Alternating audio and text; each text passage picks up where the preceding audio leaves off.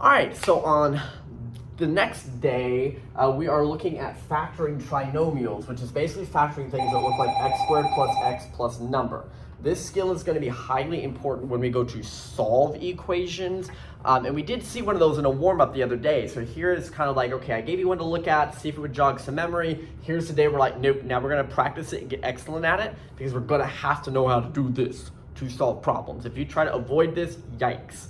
Okay, probably on a different day in the future, we will address what happens when there's like a number in front, because that does make these more complex and you do have to think about them a little bit differently. But like that one warm-up that we had done before, I mentioned that the way you generally attack these in your brain is you come up with what list of multiplication factors there are for this 10. Like it's 1 times 10, it's 2 times 5. Is there anything within that list that combines, so add slash subtract, to make positive 7? Yes, 2 times 5 is 10, and 2 plus 5 is 7. That means the factors are x plus 2 and x plus 5. Now, if I want solutions out of that, right, so if I want factors, that's it, that's the answer, that's it. If I wanted solutions, because this says equals 0, then what we talked about in the warm-up is you kind of just flip the signs and you get x value negative 2 and x value negative 5. At least for this level of difficulty, that's all that's happening. One thing I would point out, let's say we were solving this question instead of factoring, and it didn't just say equals 0. Perhaps the question said x squared plus 7x equals negative 10. In order to factor, you must bring it over first. X squared plus 7x positive 10 equals 0, and then I would factor and keep going. So we've had some questions on quizzes and tests now that have like 2x squared plus 5 equals like 90. And we've learned that if there's not a regular x in it, you can just subtract the 5, divide by 2, attempt to square root and get an answer. And those are actually pretty exciting because they feel like normal algebra, you just square root at the end.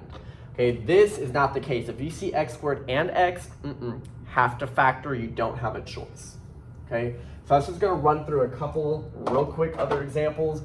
When it's negative, you gotta watch the sign. So like 1 times 18, 2 times 9, 3 times 6, but because it's multiplying negative 18, somebody in the pair needs to be negative. And how I decide that is based off what I want to combine to. So for example, I know that if I generally subtract a 3 with a 6 in some way, I'll get 3. But because I want positive 3, the bigger number needs to be the positive. Okay, if this question had been negative 3x, then I would switch those. So it very much depends on what the signs of the question are asking you to do. Okay, but we just determined that the bigger number needed to be positive, so my factors are x minus 3, x plus 6. And it only says factor, so that is the answer. If I wanted the solution, then I would say x is positive 3 and negative 6. But I'm not asking you to do that here. I think it does later in the worksheet, but I'm not asking for it here. One thing that could sometimes happen is that the number is sort of like, I wouldn't say the same number, but I guess, like for 25, it's 5 times 5, and that's kind of it. And you're like, oh yeah, 5 and 5 can make 10. But because it's negative, I realize, whoa, positive times positive is positive, bro. I'm like, oh yeah, negative times negative can also be positive, and this adds up to negative 10. So it's possible to have that.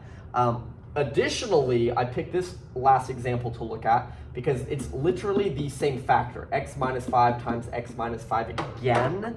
I'm not saying I wouldn't accept that if that was your answer, but we will eventually say, if it's the exact same factor, same sign and everything, we would write that as an x minus 5 squared, and that would be the preferred way to write it, even though for a little while I would let you write this because it is generally accurate. Okay, if this was x minus 5 and x plus 5, then this you cannot put a square because negative 5 and positive 5 aren't the same. Like that would be the only right way to write that.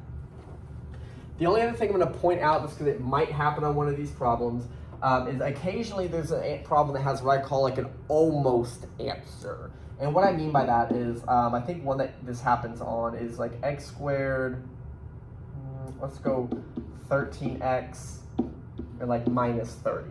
Because what I mean by an almost answer is some students will quickly think of 3 and 10, and also this like 2 and 15 that are both things that multiply to make 30, and are both things like here, if I add them to make 13, and I subtract these to make 13, at this point, you've got to check what the signs are doing to know which pair and who is what sign. Because if I'm trying to multiply negative, only one of these can be negative. And if I make just 3 negative, that makes 7. Or if I make just 10 negative, that's negative 7. That's not gonna work. I actually have to do 15 minus 2 here. But I just say that because on occasion, you will notice something that feels like an almost answer, but the signs don't work.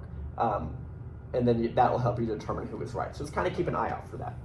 Other than that, that's the main point of factoring until we get a number in front and make it even more complicated. So I want you to finish this. There is a backside, but the backside is a little bit more problem solving to show you like where this would show up possibly in a geometry class. So boom, shorter video today. You're welcome. Have a good one.